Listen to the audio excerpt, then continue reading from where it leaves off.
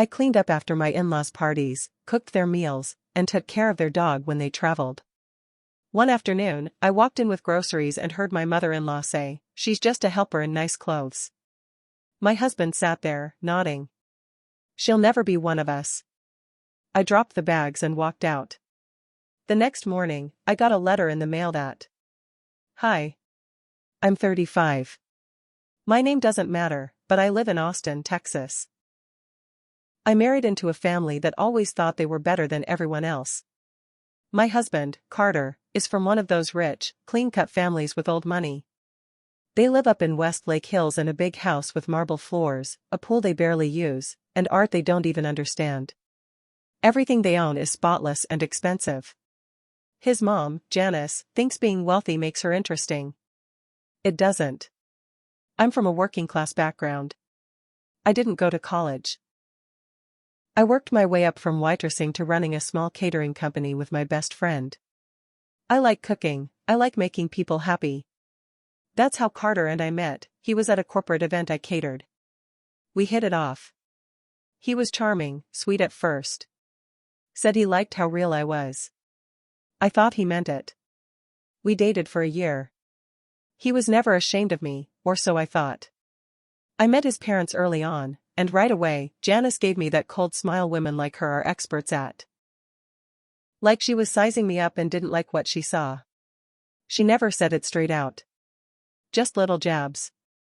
"Oh, you cook for a living? Isn't that exhausting?" Carter always did like strays. Remember when he brought home that stray dog in high school? You're very grounded. That's refreshing. I tried to win her over. I brought gifts. I complimented her home, her terrible food, even her weird taste in decor. I did everything to show I wanted to be accepted. When we got married, she wore white to our wedding. White. I told Carter it bothered me. He said, "That's just how she is. Don't let her get to you." It only got worse. She'd throw parties and ask me to help. Really, she expected it. I'd cook, clean, smile for their guests. Once, she made me scrub her patio while her friends sipped wine and watched like it was a show. Still, I stayed polite. I kept thinking, if I just keep being kind, she'll come around. We'd been married almost 3 years. I did everything for them. I watched their stupid dog, Muffin, every time they traveled. I took Janice to doctor's appointments. I even helped Carter's dad set up a damn Instagram account because he thought it would make him hip. Then that afternoon happened. It was a Tuesday. I had just come back from Whole Foods with 3 big bags. Janice had asked me to bring ingredients for her ladies' lunch on Thursday. I had planned to roast vegetables, make lemon herb chicken, and bake fresh focaccia. As I came in through the side door, quietly, like I always did, I heard Janice's voice in the next room. "She's just a helper in nice clothes." Then Carter. My husband. "She'll never be one of us." He said it like it was nothing. Like it was a fact. I stood there in the hallway, my hands full of grocery bags. My heart dropped. I waited, thinking maybe he'd defend me, say something, anything. He didn't. That silence? It was worse than any insult. I let the bags drop. Apples rolled. A jar of pasta sauce shattered on the floor. They looked at me. Janice's eyes went wide. Carter froze like a kid who just got caught doing something shameful. I didn't say a word. I turned around, walked out, got in my car, and drove away. I didn't go home. I parked behind a CVS and sat there for 2 hours. I stared out the window and tried to breathe. I felt stupid. Used. Like I'd been playing house in a place where no one ever wanted me. When I got back to our apartment, I ignored my phone. Carter called, texted, even sent a voicemail crying. I didn't listen. That night, I slept on the couch. Not because he told me to, but because I couldn't bring myself to lay next to someone who could sit there and listen to his mother humiliate me. The next morning, something strange happened. I went to check the mail. I wasn't expecting anything. There was a plain white envelope. No name on the front. No return address. Just my name written in neat block letters. Postmarked from Houston.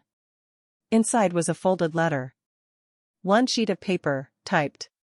Just one line: if you want to know who Carter really is, go to Unit 4C at 818, Cleburne Street. Thursday night. 8 p.m, come alone. No name. No explanation. Just that. I held the letter in my hand and stared at it. It didn't make sense. But something about it felt serious. Like someone was trying to warn me. I almost threw it out. Almost told myself it was a prank. But I didn't. Because deep down, something had always felt off about Carter. The way he changed around his parents. How he'd make fun of my job sometimes when he thought I wasn't listening. How he never really told me anything about his past. Thursday night, I drove to Houston. And what I found at Unit 4C. That's when everything really started to fall apart. I drove to Houston with my stomach in knots. I didn't tell Carter where I was going. He kept texting. I didn't answer. I needed to see what this was before I said anything. I got to the building around 7:50 p.m. It was a rundown apartment complex just outside the 3rd Ward. Definitely not the kind of place Carter would ever be caught dead in. The parking lot was half empty, the security light above the stairs was flickering, and a guy in a hoodie was sitting on the curb smoking. He didn't even look at me. I walked up the stairs to Unit 4C. The door was plain. No decoration, no name. I stood there for a full minute, thinking, what the hell am I doing? Then I knocked. The door opened halfway. A woman in her late 20s looked out at me. She had messy brown hair pulled into a bun, a baby on her hip, and a face full of stress. "You must be her," she said. I froze. "Her?" "The wife," she said, looking me up and down. "You didn't know about me, huh?" I blinked. "What are you talking about?" She let out a dry laugh, stepped aside, and said, "Come in. Might as well see the rest of the lie for yourself." I stepped inside. The place smelled like baby formula and takeout. Toys were scattered all over the floor. There was a diaper bag on the couch, and a framed photo on the wall, of her and Carter. Smiling. I stared at it. "That was taken 2 years ago," she said, walking into the kitchen. "We were on a weekend trip to Galveston. He told me you were his cousin." I sat down slowly. "I'm sorry, who are you?" "My name's Tasha. I've been seeing Carter for 4 years. I didn't know he was married until last week. Someone slipped a photo of your wedding under my door." She reached over, picked something up from the kitchen counter, and handed it to me. It was a copy of my wedding photo. Carter and me, standing in front of his parents' lake house. Me in my dress, smiling like a fool. I hadn't seen that photo in years. "My neighbor found it," Tasha said. "He thought I should know." I didn't believe it at first. I thought maybe it was Photoshop or something. "Where did this come from?" I asked. "No clue," she said. "But whoever sent it also slipped me your name and your address. So I wrote the letter. I needed you to see the truth." I just sat there, quiet. I felt cold all over. "You said 4 years?" She nodded. "He told me he was trying to get custody of our kid before he could fully commit," she said, bitter. I believed him. I thought he was just dealing with family stuff. His mom even called me once. Said he was under pressure, that I needed to be patient. I snapped my head toward her. "Wait, his mother knew about this?" "Oh, yeah," she said, grabbing her phone. "Janice knows everything. She's the one who paid my rent a few times when Carter was too busy to visit." She scrolled for a second, then handed me her phone. A text thread. Janice's name at the top. "We appreciate your silence. It's best for Carter's image if this stays private. You'll get the check next week. Please don't reach out again unless it's urgent. You're doing the right thing for your child." I stared at the screen. "Why would she pay you off?" "Because I have his kid," Tasha said. "And they didn't want a scandal." I felt like the air had been knocked out of me. Everything made sense now. The weird disappearances. The long work trips that started right after we got married.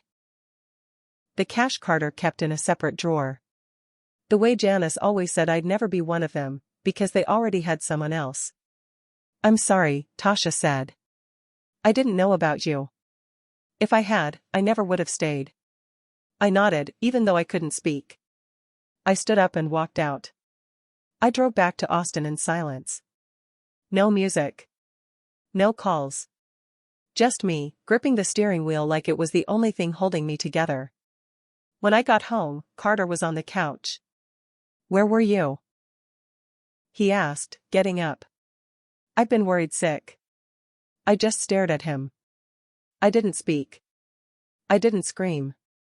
I handed him the photo. The one of me and him on our wedding day. He looked confused for a second, then his face changed. Where did you get this? Unit 4C, I said. Cleburne Street. Ring a bell? His whole body stiffened. I stepped around him and walked into the bedroom. He followed me. Wait, just let me explain. No, I said, calm and cold.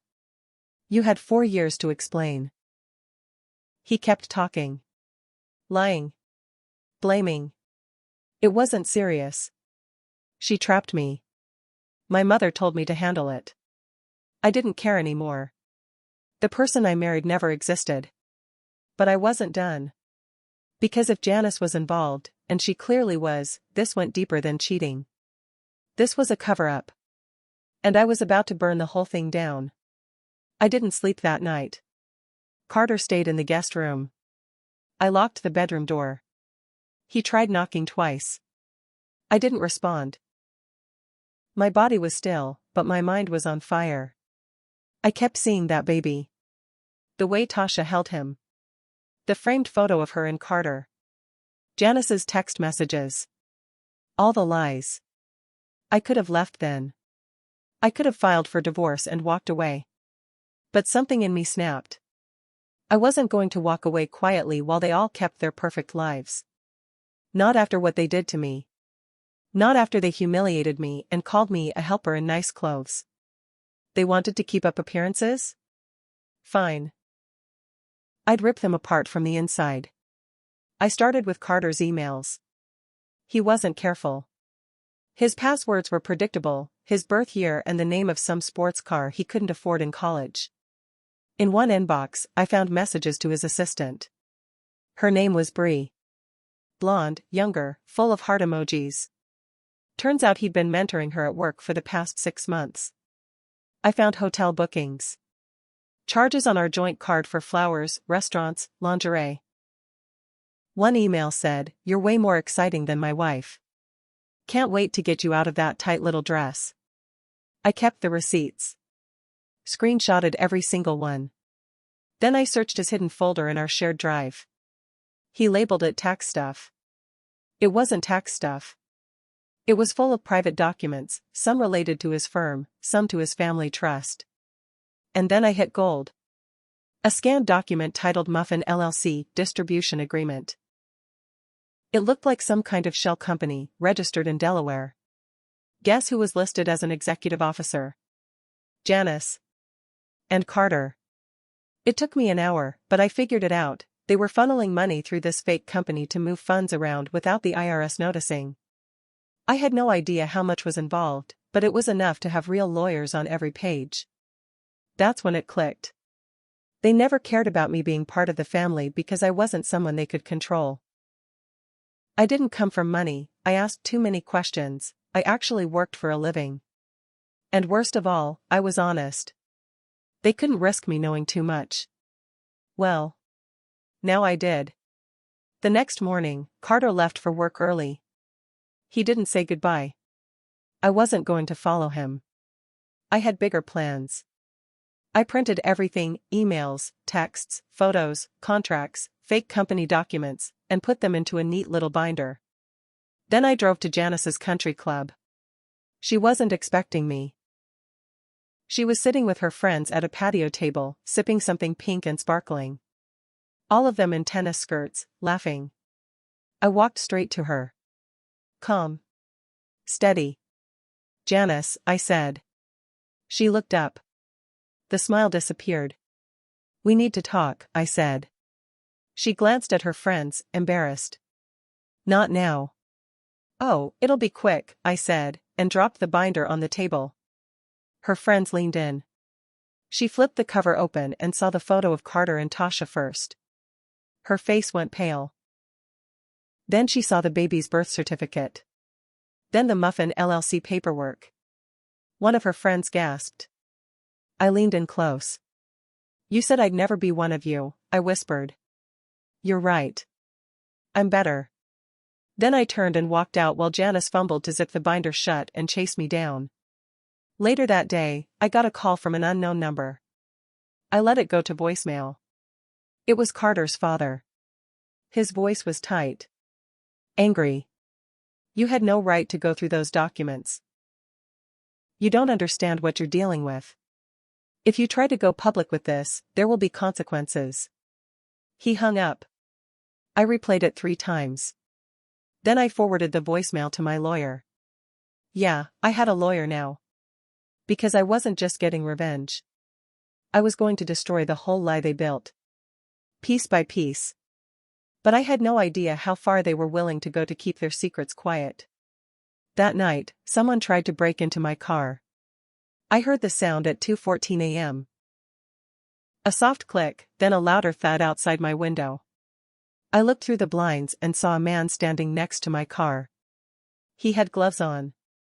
He was trying to open the driver's side door with a tool. I didn't scream. I grabbed my phone, hit record, and called the police. Then I turned on every light in the apartment. The guy looked up, saw me, and ran. But I got a full video of his face under the porch light. When the cops came, they took the report.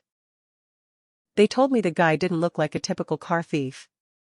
He was wearing a blazer. Clean cut. Didn't even try to hide his face. I showed the video to my lawyer the next day. She looked at it, then back at me. That's Carter's coworker, she said. I recognize him from the real estate gala last year. So that's how they were playing.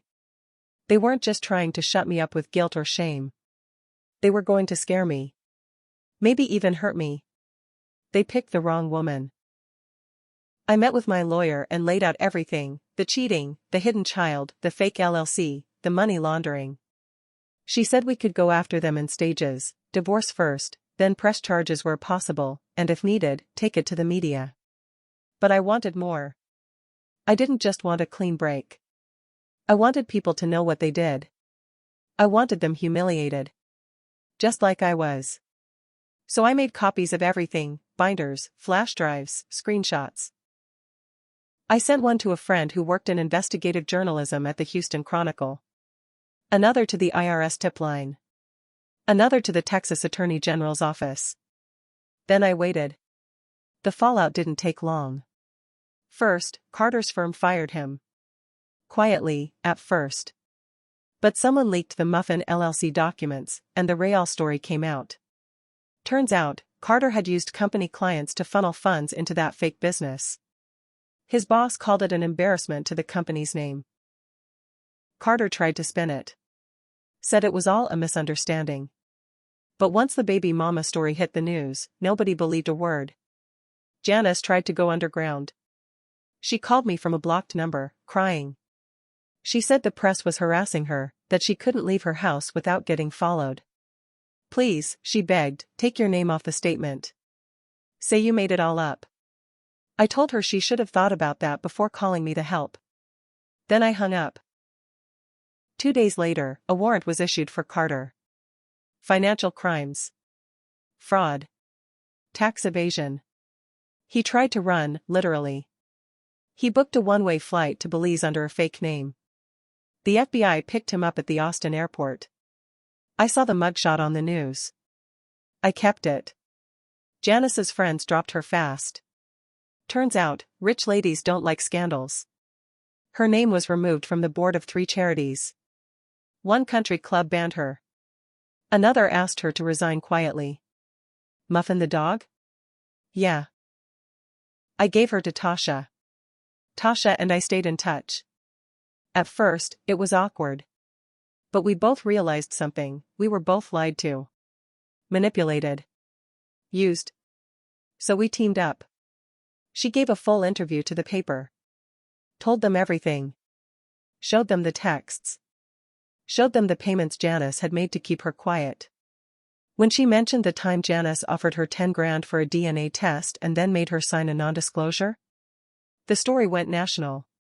One headline said, "Texas socialite pays off son's secret mistress to protect family image, Carter got 6 years in federal prison."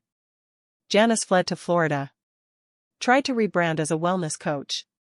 That lasted about 2 months before someone recognized her and blasted her on social media. As for me, I moved out of Austin. Sold everything Carter and I owned.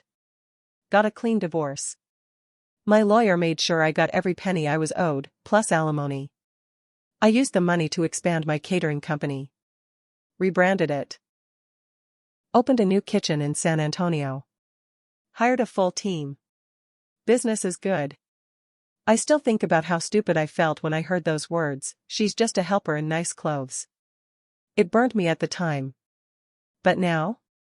It makes me smile. Because helpers don't burn down your fake life, expose your secrets, and hand you over to the feds. That takes someone smarter. Stronger. Someone who's finally done being quiet.